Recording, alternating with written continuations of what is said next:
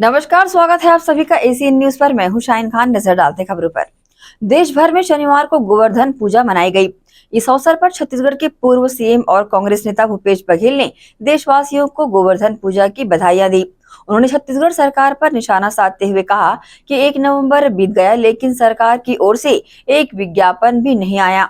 इसके साथ ही हम आदिवासी नृत्य शुरू करते थे, इस साल उसका भी अभी तक कुछ पता नहीं है।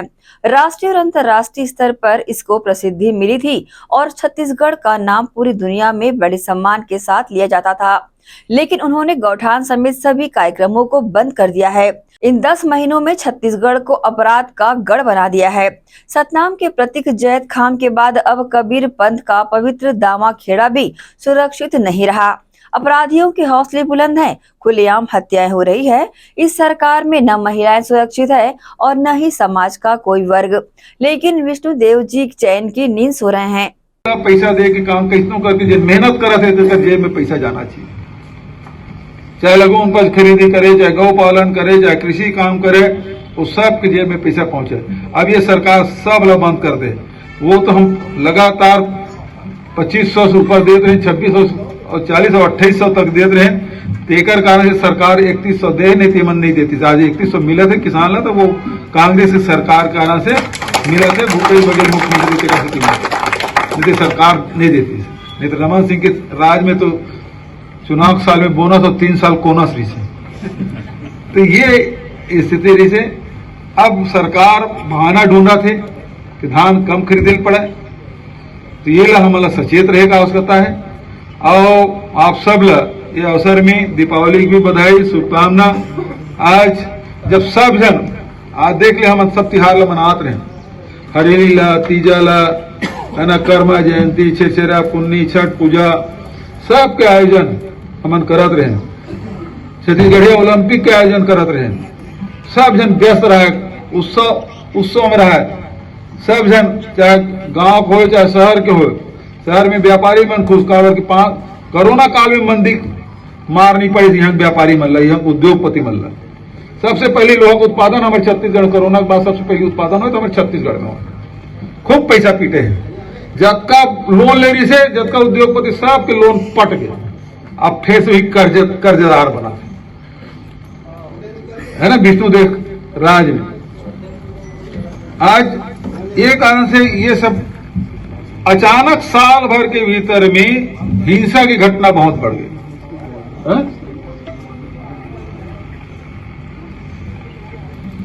अचानक हिंसा बढ़ गए। घर जलाए के तो पहली छत्तीसगढ़ में नहीं होती से।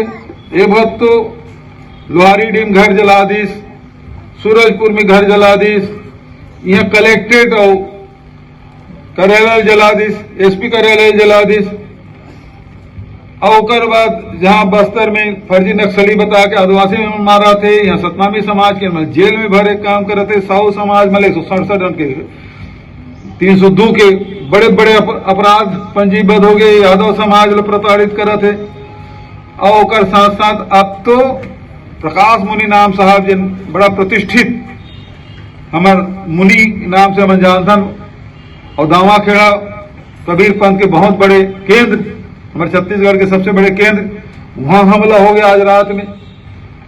तो आज कौन सुरक्षित है? महिला मन के कोई सुरक्षा नहीं है। बस स्टैंड में बलात्कार होते, स्कूल में बलात्कार होते, तो ये कॉलेज में बलात्कार होते। तो न महिला सुरक्षित है, न आदिवासी सुरक्षित है, न साहू, सतनामी, न कोई बंगाली समाज, कोई समाज अब सुरक्षित नहीं है। कभी पंथी सुरक्षित नहीं, कभी वो सबसे बड़े केंद्र में हमला होकर करो माचिस का अतिरिक्त दुस्साहस। ये पाए कि वातावरण दूषित हो जाता है।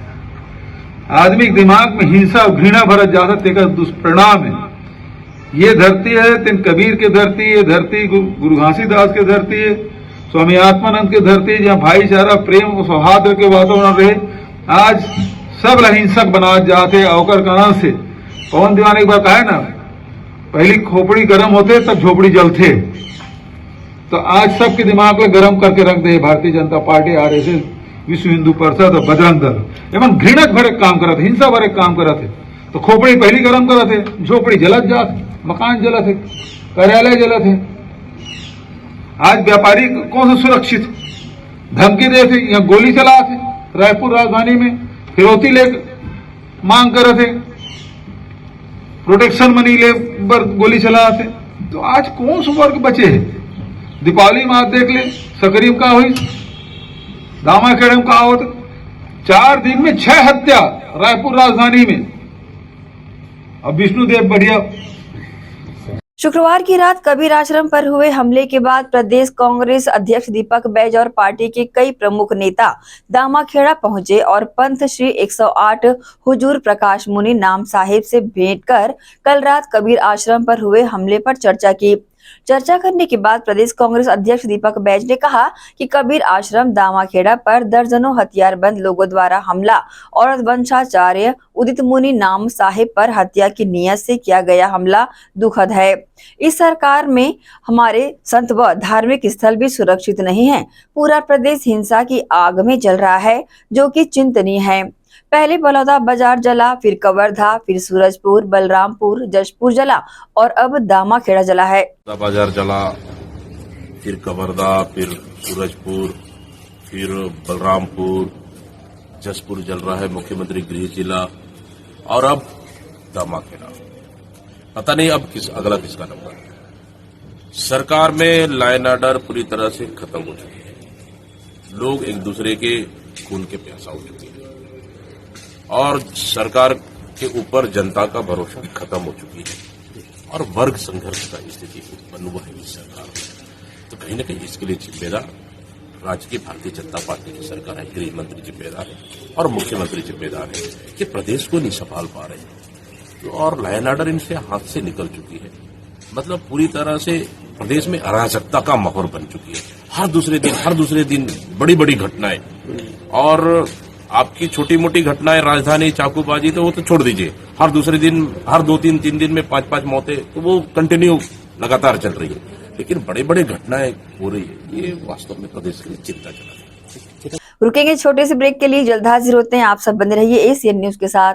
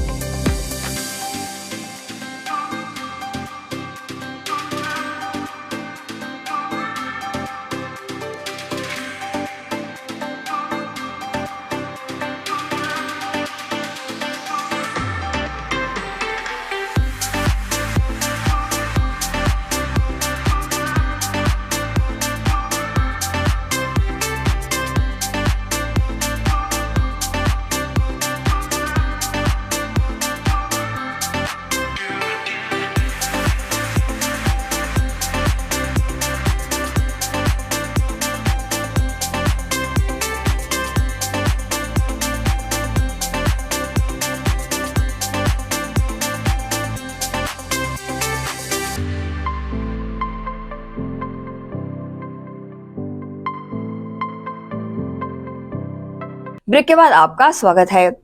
छत्तीसगढ़ में पहली बार शुक्रवार को वेल्डेक्स ग्राउंड कला मंदिर के सामने सिविक सेंटर भिलाई में शाही मेले का उद्घाटन विधिवत किया गया। इसमें fish tunnel aquarium show, handloom handicraft, consumer sale exhibition तथा रोबोटिक एनिमल्स शो प्रमुख है। इसका उद्घाटन बीएसपी-ओए के महासचिव परविंदर सिंह ने किया। संचालक सुभाष सब्बरवाल तथा रईस भाई ने बताया कि मछलियों को मस्ती करते पानी में दिखाने के लिए फिश टनल एक्वेरियम की स्थापना की गई है, जहां रंग बिरंगी मछलियां दिखाई देगी। उन्होंने बताया कि रोबोटिक एनिमल शो का आयोजन किया जा रहा है, जिसमें सभी जानवर, डायनासोर, शेर व हाथी शामिल है। छत्तीसगढ़ की इस्पात नगरी के वेल्डेक्स ग्राउंड में इस बार बहुत ही आकर्षक मेले का आयोजन किया जा रहा है। जी हाँ, बता दें, एक ही मैदान में फूड फेस्टिवल, अप्पू घर, फिश टनल शो और इसके साथ ही रोबोटिक एनिमल और इसके साथ ही यहाँ पर लगा मेला बहुत ही आकर्षण का केंद्र शहर वासियों के लिए बना हुआ है। रोज़ाना यहाँ पर हज़ारों की संख्या में लोग पहुँच रहे हैं। बताना चाहेंगे, इस वेल्डेक्स ग्राउंड में अप्पू घर, आकर्षक झूले और साथ ही साथ फिश टनल शो जो लगा हुआ है, उसे देखने लोग बड़ी संख्या में पहुँच रहे हैं। मेले में लगा कपड़ों, चप्पलों और आकर्षक ज्वेलरी का स्टॉल सहसा ही महिलाओं को अपनी ओर आकृष्ट कर रहा है। भरदोई कारपेट, आकर्षक खूबसूरत ग्लास की क्रॉकरी और इसके साथ ही साथ घर सज्जा की चीज़ें यहाँ पर लोगों को काफ़ी लुभा रही है। ऐसा लग रहा है आपको? अभी पहली बार यूज करने वाली हूँ ना। अच्छा तो लग रहा है। अच्छा लग रहा है। और जैसे कि एक ही छत के नीचे वेल्डेक्स ग्राउंड में इस बार अप्पू घर भी है, फिश टनल भी लगा है, रोबोटिक एनिमल भी और फूड फेस्टिवल भी। कैसा लगता है ये पहल जो है एक ही मैदान में, एक ही जगह में? बहुत अच्छा लग रहा है, कलेक्शन बहुत अच्छा है। कलेक्शन अच्छा है। जैसे अभी ठंडी आने वाली है, तो ठंडी के लिए आपको कैसा लग रहा है कि जो मटेरियल हिसाब से तो बहुत बढ़िया है। हाँ, देखो मैडम, 500 में 2 जोड़ी। 500 में 2 जोड़ी? हाँ, लूटो, लूट लो हमारी तरफ से।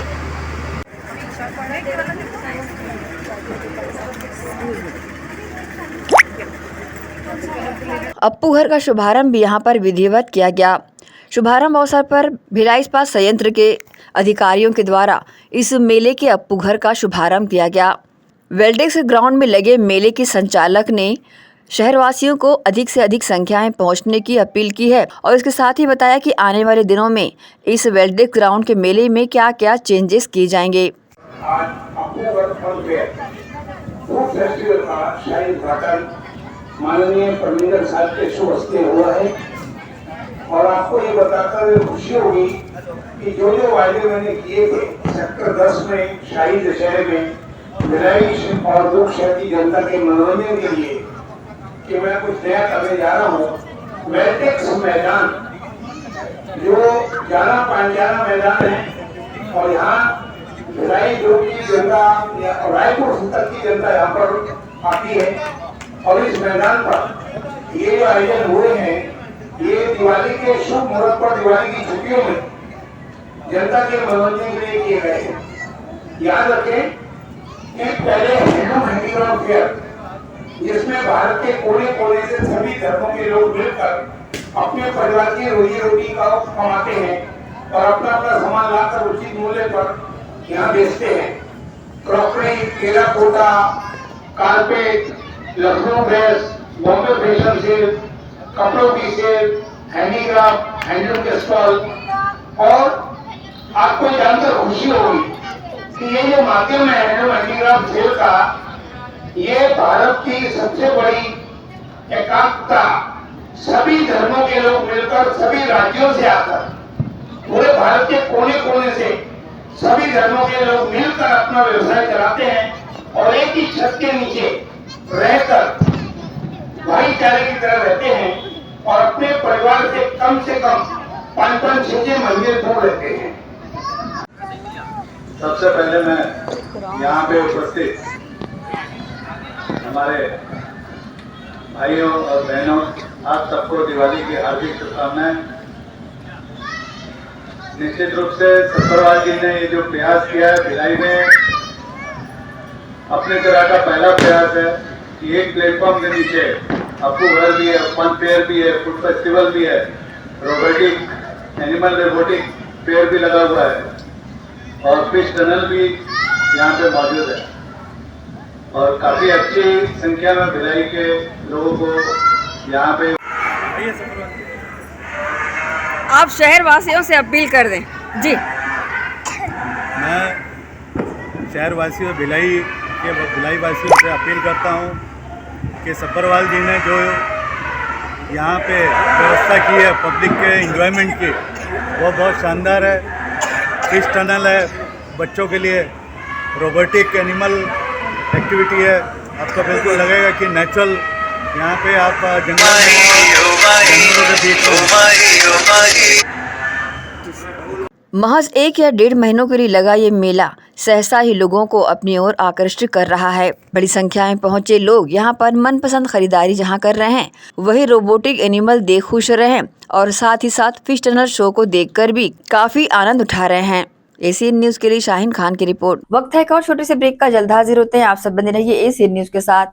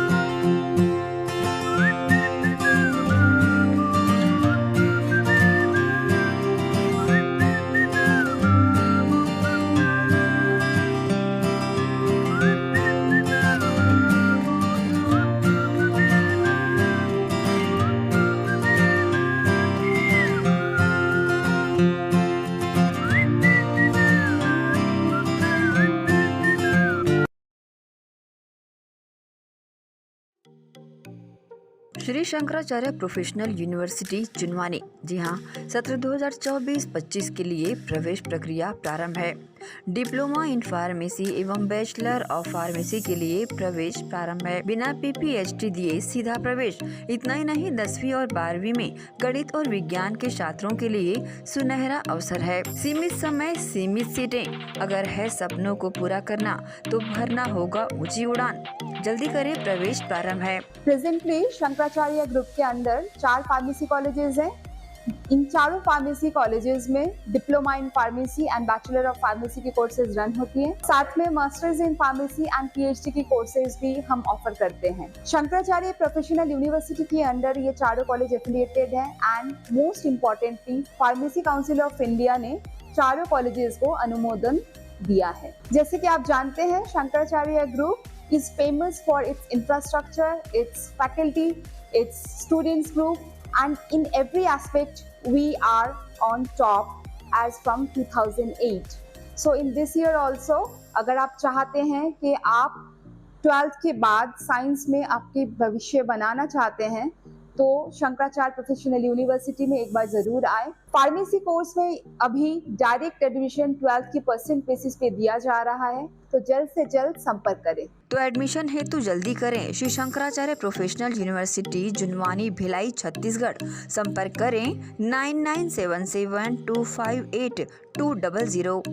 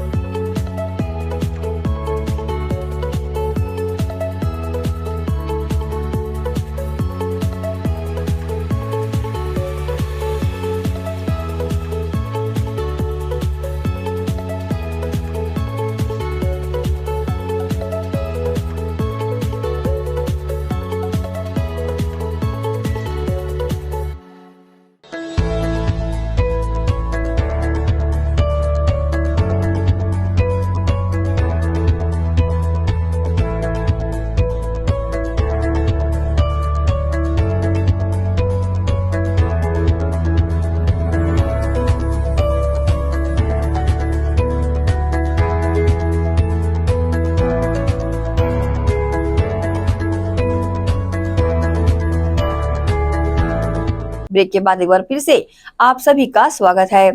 नकली नोट चलाने की कोशिश करने के मामले में फरसगांव पुलिस को एक और बड़ी सफलता मिली है। जिस युवक कांग्रेसी को पुलिस ने 28 अक्टूबर को नकली नोट के साथ गिरफ्तार किया था, उसे नकली नोट सप्लाई करने वाला शनिवार को पुलिस के हाथ लग गया है। मामले की जानकारी फरसगांव थाना प्रभारी संजय शिंदे ने दी है। वीडियो ने फोटो राजेश कहाँ जाने वाले? किस पद पे हुआ? ब्लॉक कांग्रेस कमेटी उपाध्यक्ष, यूथ कांग्रेस। कौन सा ब्लॉक? माकड़पुर। कहाँ से लेके आए थे? उड़ीसा। उड़ीसा से। कितना लाए थे? 1 लाख। उसके बदले में कितना रुपए असली नोट दिए? 10,000। 10,000 में 1 लाख रुपए। जी। और इससे पहले लाना कर चुके हो? नहीं। पहली बार था? जी। क्या था?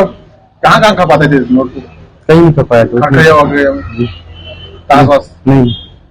योजना क्या था आपका? यहाँ किस तरह से खपाते उसको? ऐसी लाया तो उसको ले चला के देख, बोल के लाया तो कर दिया।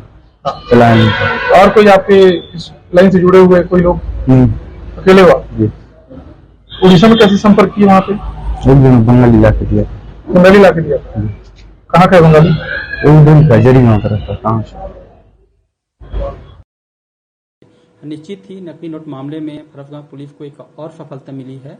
पूर्व में 28/10/2024 को एक आरोपी राजेश्वरी के कब्जे से 1,05,000 नोट नकली नोट बरामद किया गया था और जिन्हें जेल भेजी जा चुकी थी। और इसी तात्पर्य में वरिष्ठ अधिकारियों द्वारा लगातार विवेचना के निर्देश प्राप्त हो रहे थे और पतासाजी करते हुए दिनांक 1/11/2024 को प्रेमानंद सरकार उर्फ मोना मंडल के कब्जे से 500 के कुल 9 नोट बरामद किए हैं, टोटल 4,500, जिन्हें आज दिनांक माननीय न्यायालय में पेश कर जेल भेजी जाएगी। हाँ, बिल्कुल निश्चित ही संबंध है। पूर्व जो आरोपी गिरफ्तार हुआ था उनको आज जो गिरफ्तार हुई है उन्हीं के द्वारा नकली नोट बरामद किया, मतलब सप्लायर किया गया था और इनके कब्जे से भी हमको आज नोट बरामद हुई है। पूरे छत्तीसगढ़ में लगभग 2000 से अधिक आधार ऑपरेटर चिप्स एजेंसी के अंतर्गत विगत 7 से अधिक वर्षों से लगातार आधार पंजीयन एवं अपडेशन के कार्य में सेवा दे रहे हैं। साथ ही समय समय पर शासन एवं आधार कार्ड के स्थानीय कार्यालय हैदराबाद के दिए गए गाइडलाइन एवं निर्देशों का पालन कर रहे हैं। वर्तमान में संभागीय कार्यालय हैदराबाद ने आधार केंद्र को लेकर नई गाइडलाइन जारी की है, जिसके अनुसार पूरे राज्य के आधार केंद्रों को शासकीय परिसर में संचालित करते हुए इन हाउस मॉडल में शिफ्ट किया जा रहा है। ऐसी स्थिति में जो चिप्स एजेंसी के अंदर कार्य कर रहे हैं उनका कार्य बंद होने की स्थिति हो गई है, जिससे आधार ऑपरेटर बेरोजगारी की कगार पर है। इसी को लेकर हमने आधार ऑपरेटर से खास बातचीत की और जानना चाहा कि आखिर क्या है ये पूरा माजरा। नमस्कार दोस्तों, एसीएन न्यूज में आपका स्वागत है। एक बहुत बड़े मुद्दे के साथ एक बार फिर हम हाजिर हैं और जो हमारे पीछे भीड़ आप देख रहे हैं ये आधार ऑपरेटरों की भीड़ है। ये कुछ दिनों से काफी परेशान है, कुछ दिनों क्या कुछ महीनों से काफी परेशान है। सिर्फ यह सोच रहे हैं कि आगे इनका व्यवसाय, ये आधार ऑपरेटर जो है ये ऑपरेटर रहेंगे या नहीं रहेंगे, इनका व्यवसाय चलेगा या नहीं चलेगा। कुछ शासन की नीतियों से काफी परेशान नजर आ रहे हैं।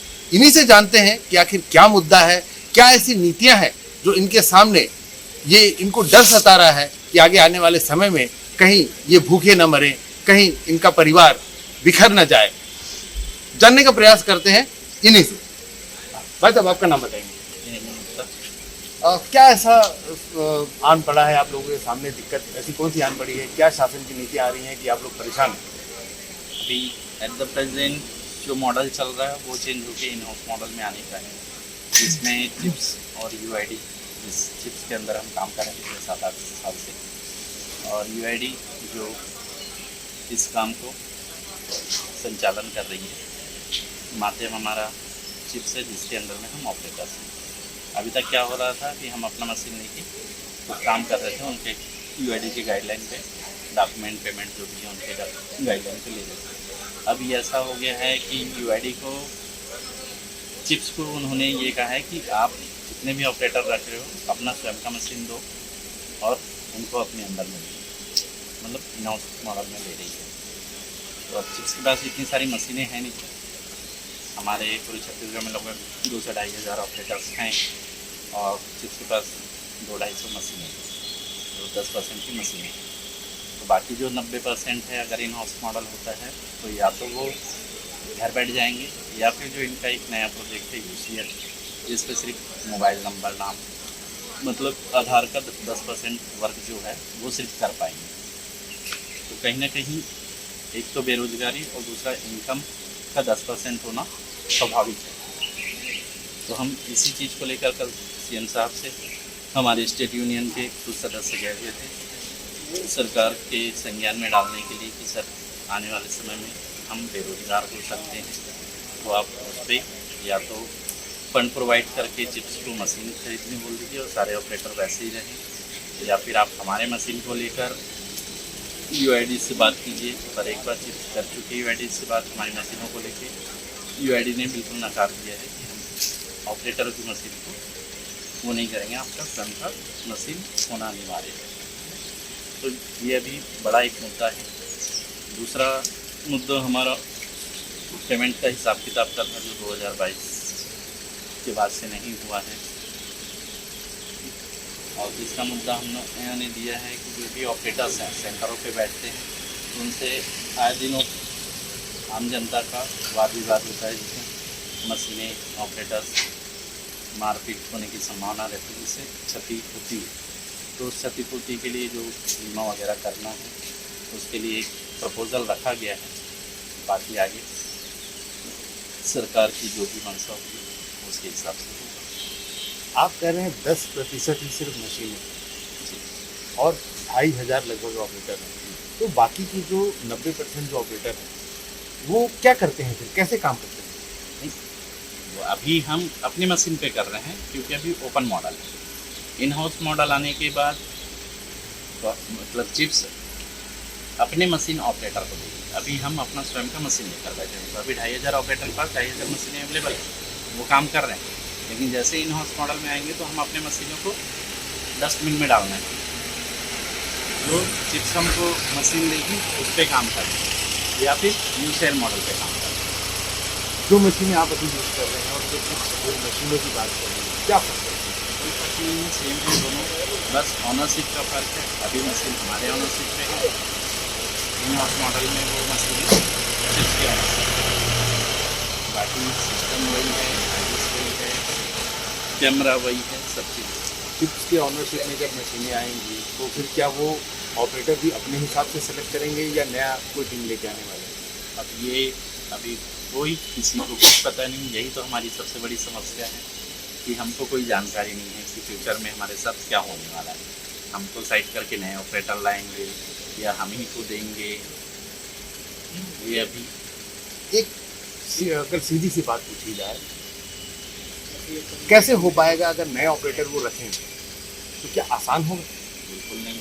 नए ऑपरेटर आएंगे तो उनको नॉलेज की कमी होगी, गलतियाँ ज़्यादा होंगी, और वैसे भी अभी UID की गाइडलाइन इतने टाइट हो गए हैं कि आम जनता वैसे भी डॉक्यूमेंट प्रोवाइड नहीं करा पाते, तो काम नहीं हो पाते। तो हम तो खैर सीनियर हैं तो मैनेज कर लेते हैं कि आदमी क्रोधित ना हो, उसको प्यार से जैसे समझा सके। पर नए ऑपरेटर के पास नॉलेज की कमी है तो आमना सामना फेस टू फेस ऑपरेटर और आम जनता का हो सकता है। दोस्तों एक बार फिर आप तैयार हो जाइए, क्योंकि जब आधार कार्ड बनना प्रारंभ हुआ था तो सभी के आधार कार्ड में बहुत सारी त्रुटियां थी। कारण जो भी ऑपरेटर थे वो नौसिखिया थे, नॉलेज की कमी थी, कैसे काम करना है। आप स्वयं भुक्तभोगी होंगे, आपने देखा भी होगा कि बहुत सारे आधार कार्ड में पुरुष की फोटो लगी है, लिंग महिला लिखा हुआ है, नाम महिला का है, फोटो पुरुष की लगी हुई है। तो ये स्थितियां एक बार फिर से पनप सकती हैं अगर नई चिप्स ने अगर नए ऑपरेटरों को काम दिया तो। भाई साहब आप बताएंगे क्या है मुद्दा?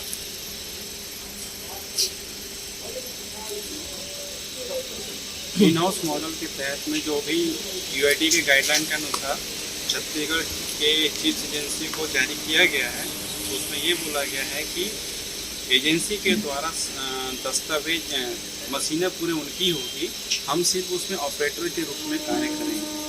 तो चिप्स एजेंसी के द्वारा उनके पास पर्याप्त फंड नहीं होने की वजह से या किसी अन्य वजह से वो मशीनें प्रोवाइड करने के लिए सक्षम आज की स्थिति में नहीं है बोल रहे हैं।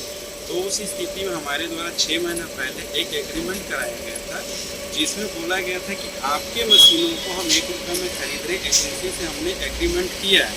उस एग्रीमेंट के तहत में यूआईडी के पास पेश किया गया सामानों को, एग्रीमेंट को, तो यूआईडी ने उस पर विचार करने की बजाय एक सिरे से उनको खारिज कर दिया गया और ये बोला गया है कि हम दूसरे की मशीनें नहीं लेंगे, आपको स्वयं को ही मशीनें खरीद करके देना होगा, जिसके आधार पर ऑपरेटर कार्य करेंगे। इन हाउस मॉडल में जो मशीनें उनकी होगी, सारे सेंटरों में उनकी सारी चीज़ें व्यवस्था उनकी होगी, हम सिर्फ ऑपरेटर के रूप में काम करने जाएंगे।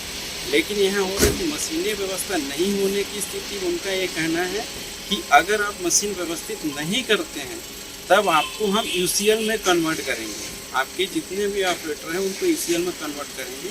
अगर यूसीएल में कन्वर्ट करते हैं तो हमारे पास मात्र 5 से 10% ही काम बच जाएगा, 90% खत्म हो जाएगा।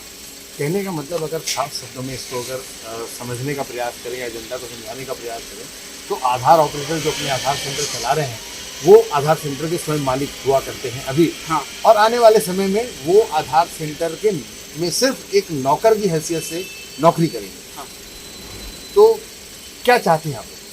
हम लोग चाह रहे हैं कि हमारे मशीनों को ही लिया जाए और एग्रीमेंट अगर एजेंसी नहीं खरीद पा रही है तो हम आग्रह करेंगे यूआईडी के अधिकारियों की और उनके कि हमारे विचारों को फिर से पुनः विचार करें और हमारे जैसे भी हम चला रहे हैं उसी स्थिति में इन हाउस में कन्वर्ट करें। हम ये नहीं बोल रहे कि इन हाउस में कन्वर्ट ना करें, लेकिन हमारे वर्क को डिस्टर्ब ना करें, जिससे हमारी रोजी रोटी की संभावना सामने बहुत ज़्यादा हो जाएगी और सेंटर कम होंगे तो भीड़ बढ़ेगा तो पब्लिक का काम का जो क्वालिटी है वो डिस्टर्ब होगा और लोग परेशान होंगे। ये जो लड़ाई चल रही है आपकी, हाँ, जो सरकार के साथ लड़ाई चल रही है, जो नीति है, लगभग कितने समय से चल रही है? ये हम लोग अभी लगभग 2021 से चालू किए हैं। 2021 में इन हाउस मॉडल को लागू किया गया था जो ऑल इंडिया बेस पे होनी थी। इसके लिए हम लोग 2022 में दिल्ली में भी जाके धरना प्रदर्शन कर चुके हैं। वहाँ से फिर रिटर्न आने में समय ज़्यादा लगा, लेकिन अब उस यूआईडी का कहना है कि अब तत्काल इतने दिन में आपको व्यवस्था करें, अन्यथा आपकी एजेंसी को हम खत्म कर दें। सरकार का जो अड़ियल रवैया है, क्या लगता है आप लोगों की बात सुनी जाएगी? और अगर ना सुनी गई, सरकार अपने रवैये पर अगर अडिग रही, क्या हो सकता है? नहीं, सरकार का अड़ियल रवैया नहीं है, उनसे हमने रिक्वेस्ट किया है, वो एजेंसी और यूआईडी की बीच की लफड़ा है, ना कि सरकार की। सरकार इन्वॉल्व है और इन हाउस जो मॉडल आप बता रहे हैं अगर वो शुरू हो जाता है और आप लोगों को उसमें शामिल अगर नहीं किया जाता है, क्या समस्याएं आपके सामने आएंगी? हम लोग बेरोजगार हो जाएंगे और यूसीएल जितने में काम करने के लिए दे रहे हैं उतने में हमारा तो एक दिन का रोजी भी नहीं निकल सकता है, जितने उनके में काम जो है, तो बिल्कुल हमारा काम खत्म हो जाएगा, तो हम दूसरे काम को देखना पड़ जाएगा, इसीलिए तो हम जा रहे हैं। सरकार चाहे तो बीच में मध्यस्थता कर सकती है? बिल्कुल कर सकती है। उनको हमने इसलिए तो मुख्यमंत्री जी को, आईटी सेल के विजय शर्मा जी, उनको भी ज्ञापन दिए हैं कि हमारी मध्यस्थता करें और इसको सॉर्ट आउट करें ताकि हमारी रोजी रोटी छीना नहीं। मुख्यमंत्री जी, आधार ऑपरेटर काफ़ी परेशान हैं, आपसे गुहार लगा रहे हैं मदद की। मध्यस्थता के बीच में आपको आना चाहिए ताकि जो हमारे आधार ऑपरेटर हैं वो बेरोजगार ना हो, सड़कों पर ना आए और उनका परिवार कहीं बिखर ना जाए। एसीएन न्यूज़ के लिए भिलाई से मैं हूं संतोष शर्मा। इसी के साथ ही आपसे लेंगे इजाजत। आप सब बने रहिए एसीएन न्यूज़ के साथ। नमस्कार।